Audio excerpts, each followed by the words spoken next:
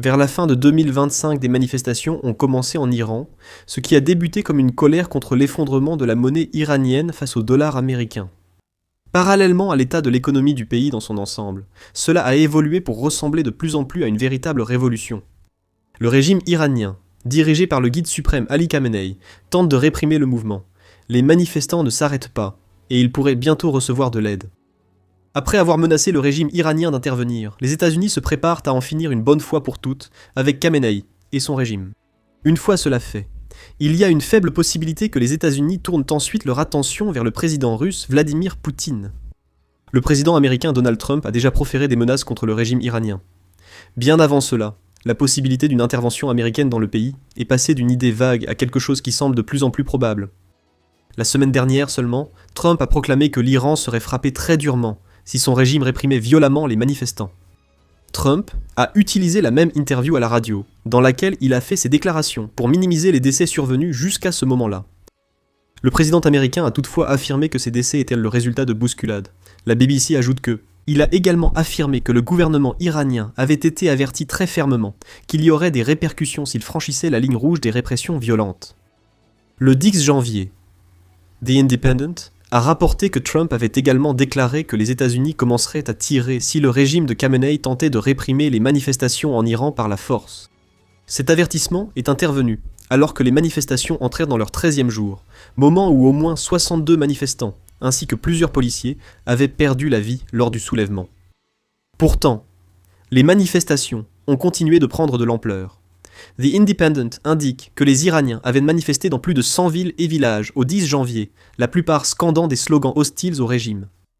Trump pense que l'effondrement de Khamenei est imminent et qu'il n'y a rien que le guide suprême iranien puisse faire pour l'empêcher. Il y a tellement de gens qui manifestent, a proclamé Trump lors d'une interview sur Fox News avec Sean Hannity. Personne n'a jamais vu quelque chose comme ce qui se passe en ce moment, mais j'ai averti l'Iran que s'ils commencent à tirer sur eux, ces gens sont totalement désarmés et ils aiment leur pays. Les avertissements étaient en place, mais il semble que le régime iranien n'ait pas écouté.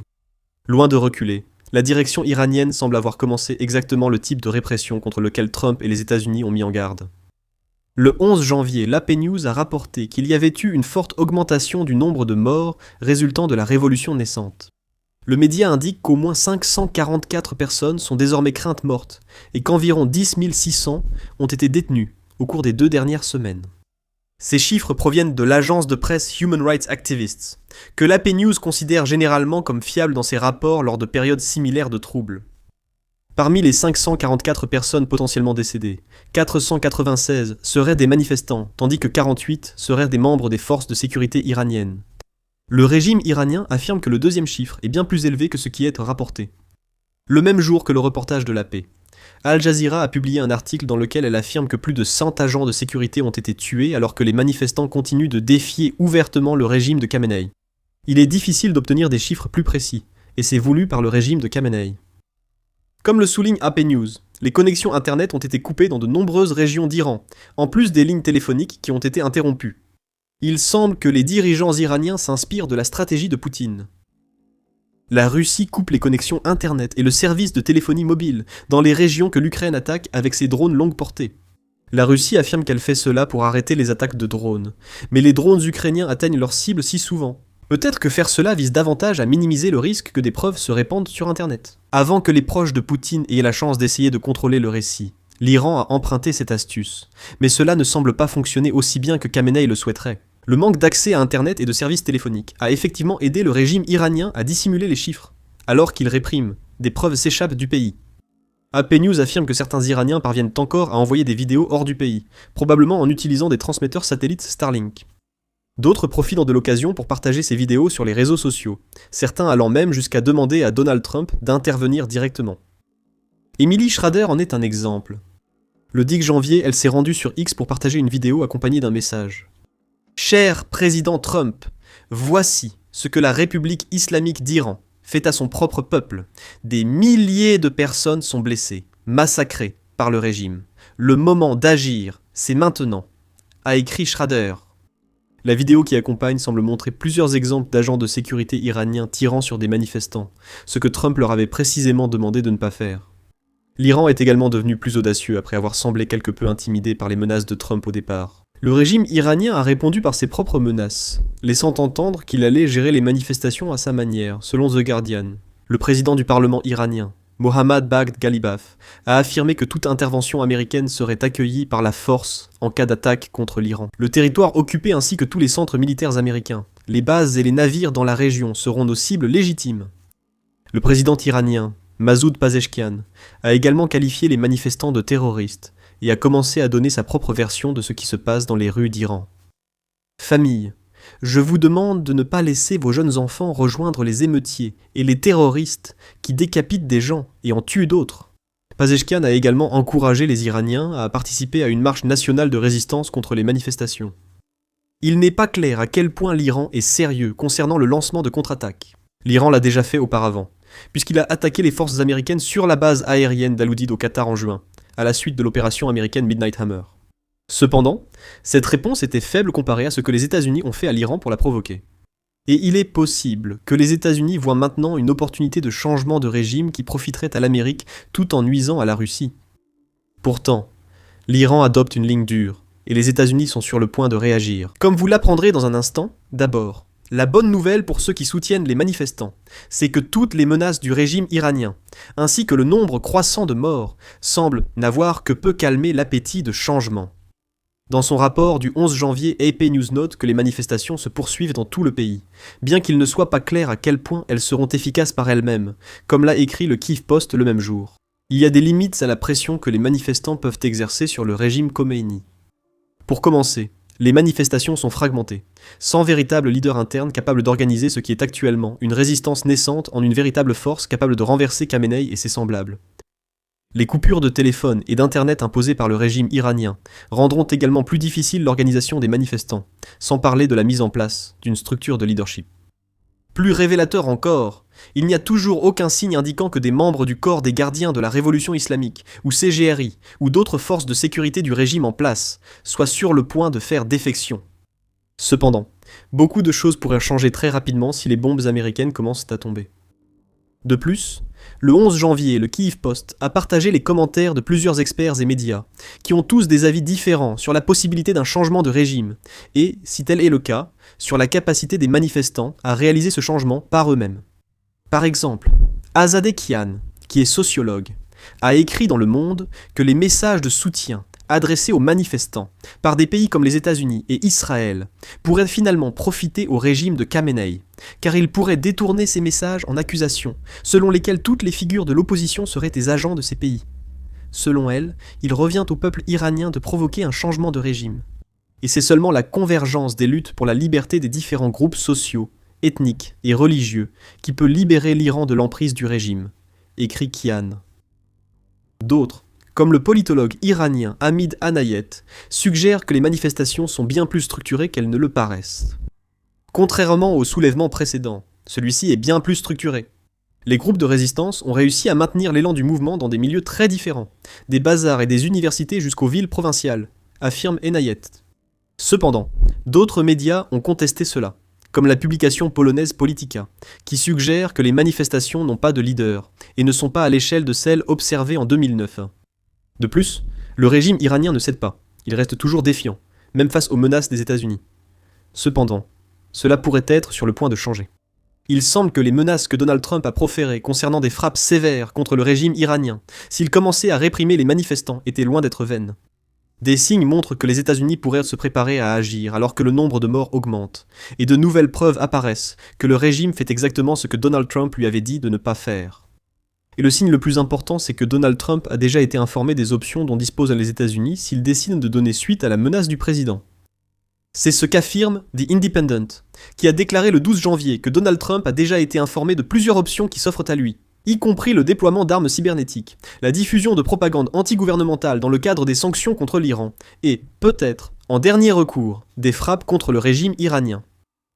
La nature de ce briefing suggère que l'administration Trump ne se précipite pas pour larguer des bombes, et pourrait plutôt se concentrer sur l'attisement des manifestations.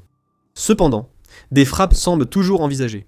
Et comme l'ajoute The Independent, Trump doit également rencontrer plusieurs hauts responsables américains, pour examiner les options de la Maison-Blanche, le 13 janvier, in Nothing. La machine militaire américaine semble s'être lentement mise en marche, Et la rhétorique de Trump suggère qu'il est prêt à tout pour aider les manifestants iraniens. Le président américain l'a laissé entendre dans une publication sur Truth Social le 10 janvier où il a déclaré que l'Iran aspire à la liberté. Peut-être comme jamais auparavant, les États-Unis sont prêts à aider. Trump a même utilisé 3 points d'exclamation dans cette publication, ce qui, comme nous le savons tous, est un signe qu'il est sérieux. Le Kyiv Post ajoute que certaines des options de frappe actuellement discutées incluent des attaques contre des sites non militaires dans la capitale iranienne, Téhéran. Cependant, le média ajoute que certains hauts responsables mettent en garde contre le risque de conséquences imprévues si les États-Unis agissent trop rapidement. Cependant, le discours de l'administration Trump et des législateurs républicains semble s'aligner sur le soutien de Trump aux manifestants. Le 10 janvier, le secrétaire d'État Marco Rubio s'est exprimé sur X pour proclamer simplement que les États-Unis soutiennent le peuple courageux d'Iran. Le sénateur Lindsey Graham, qui est l'un des co-auteurs du projet de loi. Cela conduirait à la mise en œuvre de sanctions secondaires sous forme de droits de douane pouvant aller jusqu'à 500 à l'encontre des pays qui achètent des produits énergétiques à la Russie. A également maintenu sa position de soutien à ceux qui se lèvent contre les ennemis de l'Amérique en s'adressant au peuple iranien. Votre long cauchemar touche bientôt à sa fin. Votre bravoure et votre détermination à mettre fin à votre oppression ont été remarqués par le président des États-Unis et tous ceux qui aiment la liberté, a déclaré Graham sur X. Quand le président Trump dit « rendre sa grandeur à l'Iran », cela signifie que les manifestants en Iran doivent l'emporter sur l'ayatollah. La véracité de cette affirmation est sujette à débat, car Trump a proféré plusieurs menaces sans passer à l'action. Mais des briefings ont lieu, des réunions sont programmées, et il existe désormais une réelle possibilité que les États-Unis prennent une forme d'action militaire en Iran. Mais le feront-ils ? Et si c'est le cas, à quoi ressemblerait une frappe militaire contre le régime iranien ? Les États-Unis ont déjà apporté une réponse à la première question. Nous avons mentionné l'opération Midnight Hammer plus tôt dans la vidéo.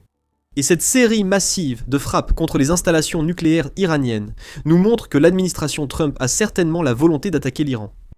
Trump compte probablement sur cette opération pour renforcer ses menaces, même s'il ne souhaite peut-être pas réellement attaquer, notamment à cause des possibles répercussions géopolitiques que cela pourrait entraîner. Il l'a déjà fait, et il peut le refaire, c'est ce qu'il veut que le régime iranien sache. D'ailleurs, vous pouvez en apprendre davantage sur l'opération Midnight Hammer et sur le rôle clé qu'ont joué les F-35 américains dans notre vidéo. Quant à ce à quoi pourrait ressembler la frappe, Paul Eden, contributeur principal chez Forbes, a quelques idées. Dans un article du 11 janvier, Paul Eden note que les États-Unis pourraient choisir de cibler les forces de sécurité gouvernementales iraniennes, bien que cette approche ait probablement la plus grande chance de provoquer une frappe de représailles contre le personnel militaire et diplomatique américain dans la région iranienne. Cibler directement Khamenei pourrait également ne pas être une option. Trump a déjà averti par le passé que notre patience s'amenuise en ce qui concerne le guide suprême iranien. Peut-être que cette patience s'épuisera complètement si Khamenei poursuit la répression de plus en plus brutale qui semble se dérouler actuellement en Iran.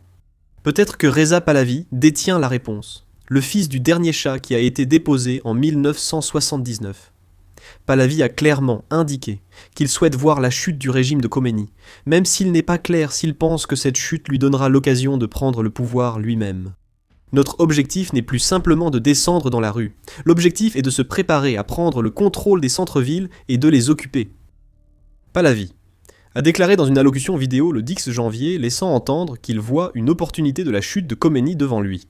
En supposant que les manifestants iraniens parviennent à prendre et à tenir les villes comme le préconise Pahlavi, cela pourrait ouvrir une voie à l'implication des États-Unis. Les manifestants auraient besoin de protection contre les gardiens de la révolution dans un tel cas. Et Idon soutient qu'il est possible que les États-Unis proposent ici des frappes aériennes de soutien. Il est concevable que des frappes aériennes américaines de soutien et l'application stricte de zones d'exclusion aérienne et terrestre autour des centres urbains tenus par les manifestants pourraient leur donner une chance de se battre. Idan écrit « Mais même cette approche n'offre aucune garantie. La volonté de Trump de s'engager durablement pour superviser un changement de régime à long terme en Iran est la grande question. Si cette volonté n'existe pas, il est difficile de voir précisément comment les États-Unis chercheront à frapper durement l'Iran, comme Trump l'a affirmé. » Le New York Times souligne dans un rapport du 10 janvier sur les briefings que Trump aurait reçus. Selon le média, les commandants dans la région de l'Iran ne voient peut-être pas encore la meilleure façon d'attaquer si une attaque devait être ordonnée. Un haut responsable américain a déclaré que ces commandants régionaux voudront du temps pour consolider les options américaines, probablement afin de les protéger contre des représailles iraniennes. Si Donald Trump décidait de mettre ces menaces à exécution, il a déjà de l'expérience dans ce domaine. Mais Donald Trump a tellement changé d'avis sur ses menaces et ses déclarations qu'on pourrait le porter au pied comme des tongs sur une plage. Mais, blague à part, il y a un autre dirigeant mondial, en plus de Donald Trump, qui observe avec beaucoup d'intérêt ce qui se passe en Iran. Ce dirigeant, c'est Vladimir Poutine, qui a profité de la guerre en Ukraine pour se rapprocher du régime iranien, en échange de missiles, de drones et de munitions. Poutine sait que si Khamenei tombe, ses armes pourraient se tarir, tout comme son influence dans la région du Moyen-Orient. Il y a peut-être aussi une petite voix au fond de lui qui lui dit qu'il y a même une légère chance que les États-Unis puissent tourner leur attention vers lui ensuite. Après tout, Nicolás Maduro du Venezuela est tombé. Les États-Unis semblent menacer en ce moment le régime d'Ali Khamenei. Trump pourrait-il être tellement encouragé par ses succès, en supposant que les protestations en Iran entraînent un changement de régime, qu'il tourne son attention vers une cible bien plus importante? Cela semble hautement improbable, surtout que la Russie représente une menace bien plus grande pour les États-Unis que les régimes en Iran ou au Venezuela. Mais peut-être, juste peut-être, cela pourrait arriver. Après tout, Trump est un homme qui semble parfois ne respecter que ceux qu'il considère comme forts, et Poutine paraît tout sauf fort en ce moment. Et selon un homme qui a déjà été en position de comprendre l'action militaire américaine, Trump pourrait voir Poutine comme un homme qui perd lentement le contrôle du pouvoir. Cet homme, c'est Alexandre B. Gray, ancien adjoint du président et chef de cabinet au Conseil de sécurité nationale de la Maison-Blanche. Gray a une longue expérience de travail aux côtés ou à proximité des présidents américains, ayant notamment été membre de l'équipe de transition présidentielle de 2016 au département d'État américain. Et lors d'une interview le 5 janvier avec The Trump Report de The Times Radio, Gray suggère que l'administration Trump ne voit peut-être pas Poutine comme le souhaiterait le dirigeant russe.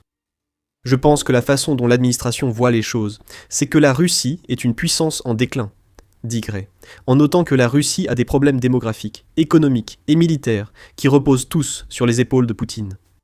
Gray poursuit, en affirmant que l'administration Trump considère désormais la Russie de Poutine comme une menace suffisamment faible pour que l'Europe puisse la gérer, surtout après l'augmentation des dépenses de défense dans de nombreux États européens.